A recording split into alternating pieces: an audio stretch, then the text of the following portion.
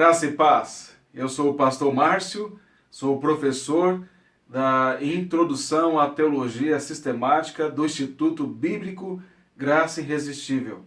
Nós vamos agora para o terceiro vídeo aula.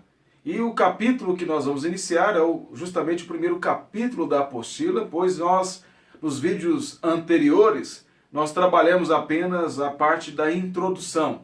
E agora nós vamos começar o capítulo 1, que é o desenvolvimento da teologia e os desafios contemporâneos.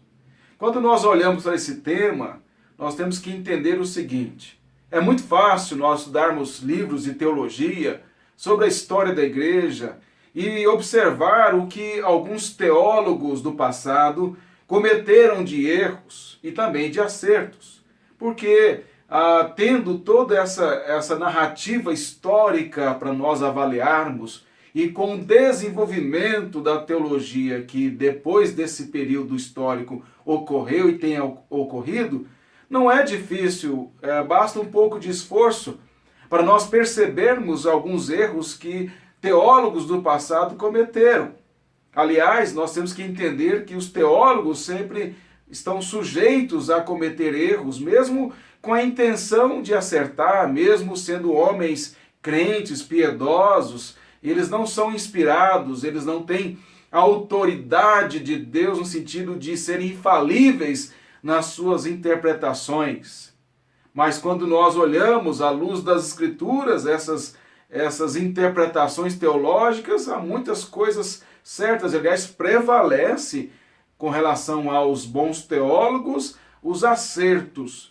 Mas a questão que eu quero destacar aqui é que a grande dificuldade não é se nós observamos e podemos constatar erros que esses homens cometeram no passado, mas se nós temos condições para discernir os nossos próprios erros, de discernir o nosso tempo, de perceber as falhas da nossa época, até onde a cultura tem nos influenciado no pensamento, nos nossos desejos, nas nossas percepções bíblicas e teológicas, até onde a cultura pós-moderna tem influenciado a nossa maneira de enxergar a palavra de Deus e tem feito com que o nosso pensamento teológico seja construído com base numa visão pós-moderna.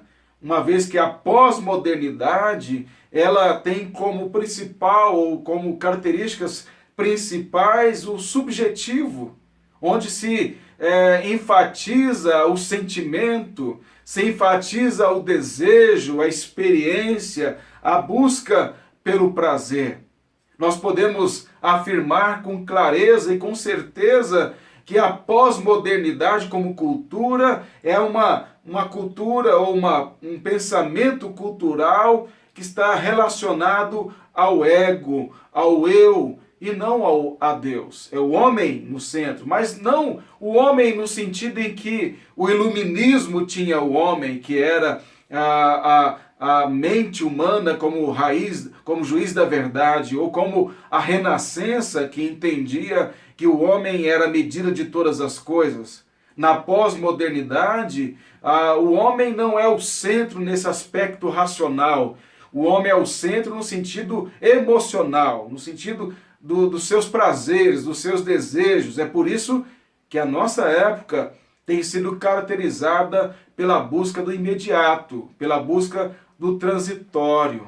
Pensa comigo, até onde a pós-modernidade não tem nos influenciado nas nossas concepções teológicas, de não nos preocuparmos tanto em relação às verdades eternas de Deus reveladas na sua palavra, que se revelam, que se fazem executar na história, mas que transcendem a história. O quanto que esse pensamento cultural tem nos influenciado no aspecto de que nós não temos tido a condição, ou pelo menos nós achamos que não temos, de meditar na palavra, de orar, de ter uma vida piedosa e de estudar mais seriamente a teologia, como agora vocês estão buscando fazer. Então esses aspectos são fundamentais para que nós possamos iniciar esse capítulo 1. Agora, quando eu falo de pós-modernidade, é importante dizer que o próprio nome pós-modernidade, o pós-moderno, é uma incoerência em si mesmo, como algo pode ser posterior ao que é moderno. O que é moderno já é o que é atual, mas a pós-modernidade é o que é pós ao que é atual, o que é moderno.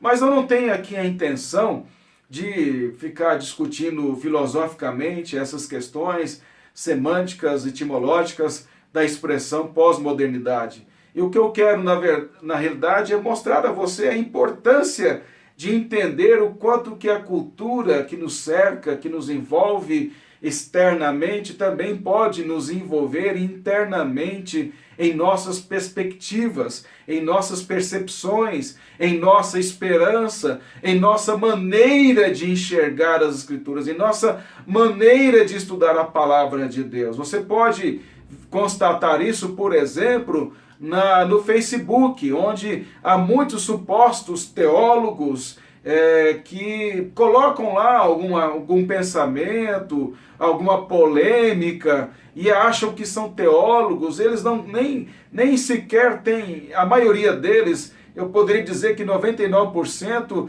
nem leem a Bíblia, não leem livros, não estudam, não procuram aprofundar-se, não sentam numa escola, num banco de uma escola teológica ou fazem cursos com pessoas que já estão à frente, que estão dando aula, que pesquisam sobre o assunto, porque eles não têm a humildade de fazer isso e também porque eles não têm paciência para estudar a fundo as questões. E aí as pessoas que não têm um contato maior com a boa teologia ou com pessoas que têm uma condição melhor para ensinar, elas acabam tendo uma visão completamente distorcida da realidade. Mas esses teólogos de Facebook, eles apenas refletem a pós-modernidade, que é o quê? São coisas transitórias, são coisas rápidas demais e que não refletem, não são fruto de uma reflexão profunda, demorada, em pesquisa, em amadurecimento, porque imagine, pense o seguinte comigo, não se trata apenas de você entender intelectualmente o que a teologia diz, o que a Escritura diz. Isso tem que assentar no seu coração, isso precisa ser amadurecido internamente, e isso demora anos para acontecer.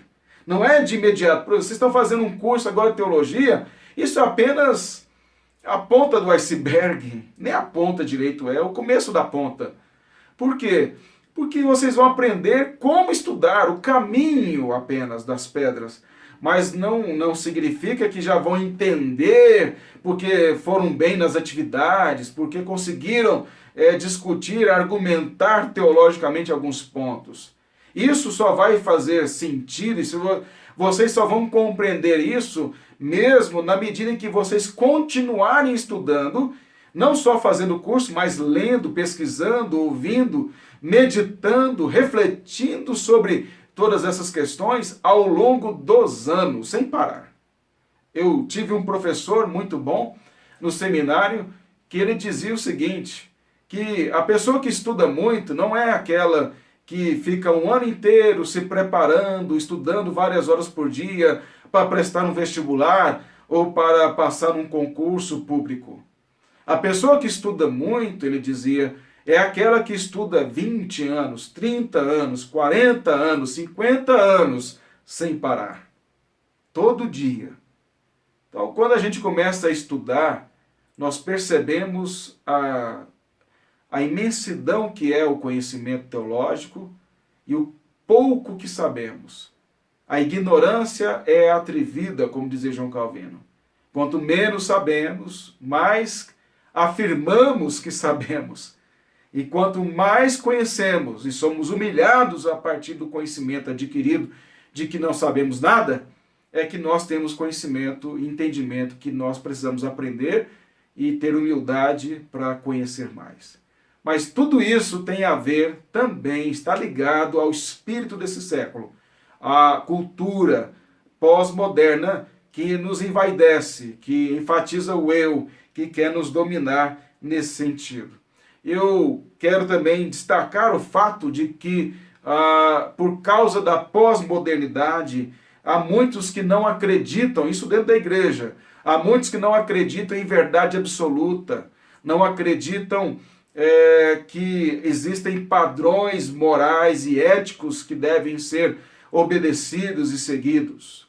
Tudo isso está relacionado à pós-modernidade. Eu vou deixar esse aspecto mais relacionado à relatividade da verdade para o próximo vídeo.